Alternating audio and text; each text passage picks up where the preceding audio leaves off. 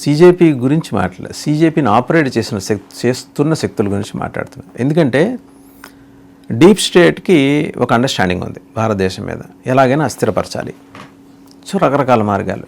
West బెంగాల్లో 15 ఏళ్ల పాటు వాళ్ళకి సహకరిస్తూ వచ్చిన మమతా బెనర్జీ ఈసారి ఆవిడ అటెంప్ట్స్ అన్నీ ఫిటైల్ అయినాయి.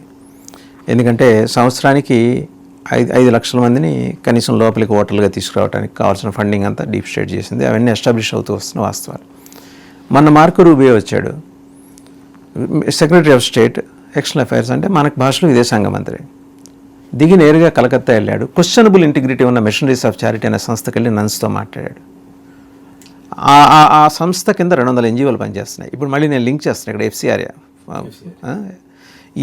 ఈ ఫండ్స్ అన్నీ కట్టేలు చేయడానికి ఈ బిల్లు తీసుకురావటం సహజంగానే మరి క్రిస్టియన్ స్టేట్స్కి, అంటే ఇన్ ది సెన్స్ యూరోపియన్ రాజ్యాలకి, అమెరికాకి సైన్స్ ఉప్పు నిప్పులాగా ఉన్న డెమోక్రట్లు, రిపబ్లికన్లు కలిసి మన మీద ఒత్తిడి తీసుకురావడానికి ప్రయత్నం చేశారు. సాధ్యం కాల. రేపు సోమవారం నాడు ఎలాగూ లిస్ట్ అవుతుంది, ఈ బిల్లు పాస్ అయిపోతుంది. పాస్ అయితే ఈ ఫండింగ్, దుర్మార్గపు ఫండింగ్కి ఆగిపోయింది. న్యాచురల్గా వచ్చేదాన్ని వాళ్ళేం ఆపట్లా. మీరు మత ప్రచారం చేసుకోండి, కన్వర్షన్ చేయమాకండి. $100 వస్తే $30 నిజాతీయం ఖర్చు పెడుతున్నారు. ఆ $70 ఎట్టిపోతున్నాయి అనే దాని మీద నిఘా పెట్టడం అనేది మరి డీప్ స్టేట్కి నచ్చదు. ప్రతి అవకాశాన్ని వాళ్ళు వెతుక్కున్నారు. ప్రతి plan A Rahul Gandhi fail. ఆయన పార్లమెంట్ సమావేశాలు అయిన తర్వాత ఏ దేశం ఉంటుందో ఎవరికి తెలియదు. ప్లాన్ బి చీపురు పార్టీ అని ఫెయిల్. ప్లాన్ సి సక్సెస్ అయ్యారు సీజేపీ. అంటే జనాలతోటి కనెక్ట్ అయిన అంశాన్ని తీసుకొచ్చి దానికి కోసం నిలబడే కొంతమందిని, కొంతకాలం నిలబడే వాళ్ళని అడ్డం పెట్టుకొని ఫండింగ్ వెనక బ్యాక్ డోర్ నుంచి చేశారు. మీకు తిమోతి ఫౌండేషన్ తెలిసే ఉంటుంది. 1000 డెబిట్ కార్డులు అమెరికన్ బ్యాంక్కి సంబంధించిన ఒక్కొక్క అంటే ఎప్పుడైతే ఇప్పుడు 100 కోటి దరిద్రాలకు అనంత కోటి రూపాయలని FCRA బిల్లు ద్వారా వీటికి NGOలకు ఫండింగ్ ఆపేస్తే వాడు తెలియగలవాడు ఒకటి పేరునే 1000 డెబిట్ కార్డులు ఇస్తే వాడు ఇక్కడ వచ్చి మొత్తం దేశం మొత్తం పంచాడు. ₹1 కోటి 2 కోట్లు రకరకాల చోట్ల నుంచి వాళ్ళు అకౌంట్లు ఒకటొకటి బయటకు వస్తున్నాయి. అవునండి. అయితే మీరు అన్నది పరిగణలోకి తీసుకోవాల్సిన అంశం, ఆలోచించాల్సిన అంశం. ఈ FCRA వల్ల సరే నిజమైన కొన్ని NGOలు దెబ్బతిన్నాయనే మాట వాస్తవం.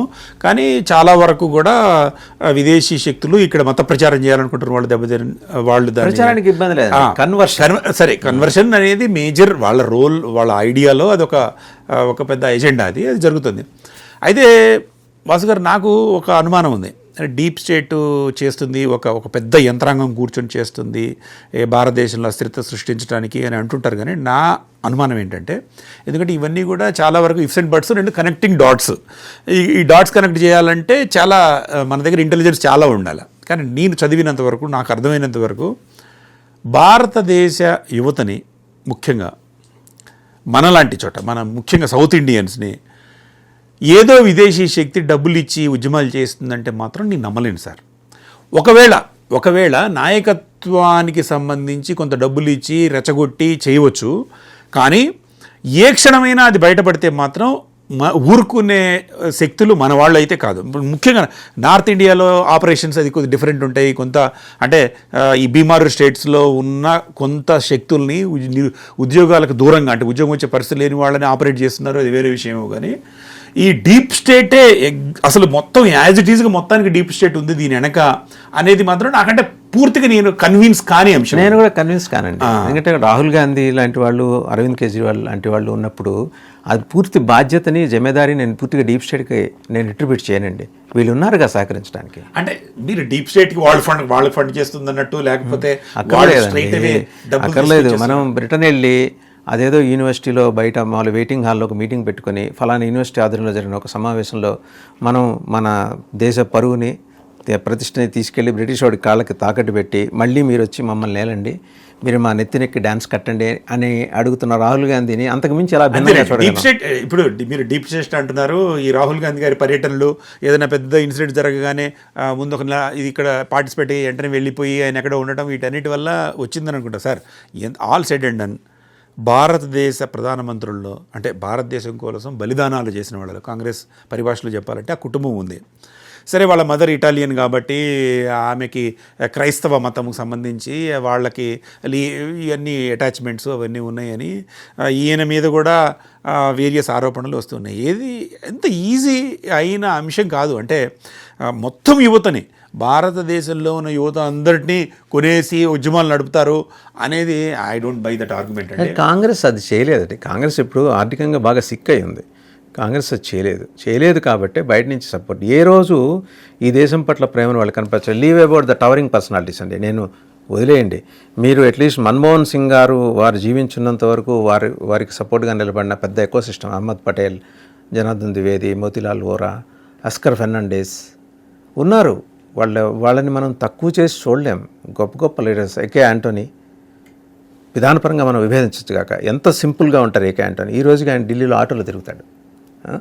అలాంటి నిబద్ధత గల నాయకులు ఉన్నారు, కాదంట్లా. బట్ ఇప్పుడు వచ్చిన వాళ్ళు ఎవరు? జాతీయవాదులు ఉన్నారు కాంగ్రెస్లో. ఎప్పటివరకు? మన్మోహన్ సింగ్ ప్రభుత్వం నడిచినంత వరకు. అరకొరే కావచ్చు కాక ఉన్నారు. బట్ ఇప్పుడు మొత్తం ఎగిరిపోయి అంటే అర్థమైంది సార్ మీరు అంటున్న దాంట్లో. అంటే నాకు రాజకీయ మొత్తం వ్యవస్థలోనే పెద్ద లోపం కనిపిస్తుంది.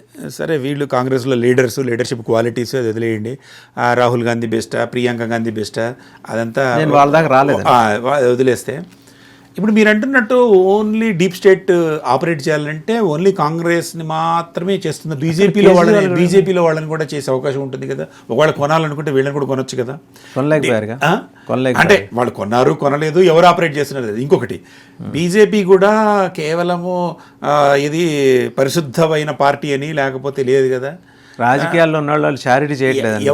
రాజకీయాల్లో ఉన్నవాడికి డీప్ స్టేట్ ఓన్లీ కాంగ్రెస్ వాళ్ళని మాత్రమే చేస్తుందా తెలియదు. వీళ్ళు రైటిస్టులు కదా. రైటిస్టులు అంటే ఎగవని మీరు హిందుత్వవాదులని కాదు, వాళ్ళు క్యాపిటలిస్టులు అనే ఉద్దేశంతో నేను చెప్పేది. క్యాపిటలిస్టులు అనే ఉద్దేశంతో. రైటిస్టులు అంటే హిందుత్వాలు. అంటే ఒకటి వాసు గారు, ఈ డాట్స్ కనెక్ట్ చేయటము అంటే ఇది ఒక ఊహాజనితమైనదా కాదా అనేది దీని మీద చర్చ జరుగుతుంది.